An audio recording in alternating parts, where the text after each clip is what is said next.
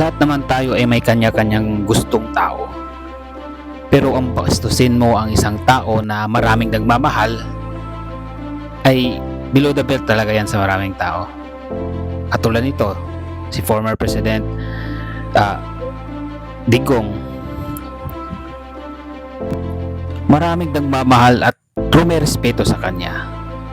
Pero ang ganitong gawain na paglapastangan sa kanyang muka, kahit na karton yan, ay hindi talaga katanggap-tanggap.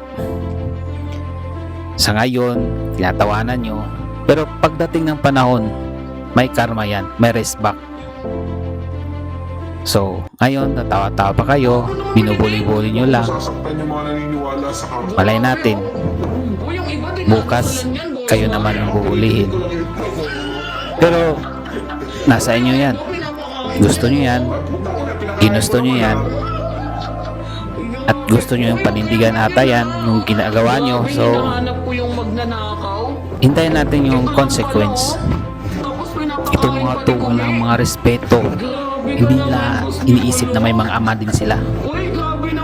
Kaya may mga tito o kaya uncle na. So, ipagdasal na lang natin sila na hindi sila balikan ng karma.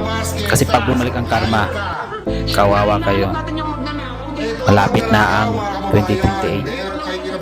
Baka paresbakan kayo. Pagpatuloy nyo lang yan. Parati nakatingin sa inyo ang Panginoon. Plus trillion ang inutang ng hayop na to. Grabe no? Tapos wala man lang tayo nakita na ginawa ng hayop ulin ito.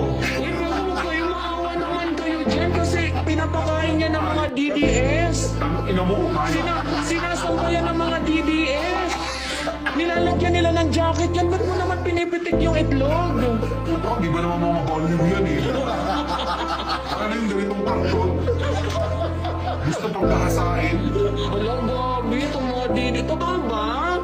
Gusto niyong gahasain si Digong? Hawakan mo nga, pre. Pero, buhay ka pa.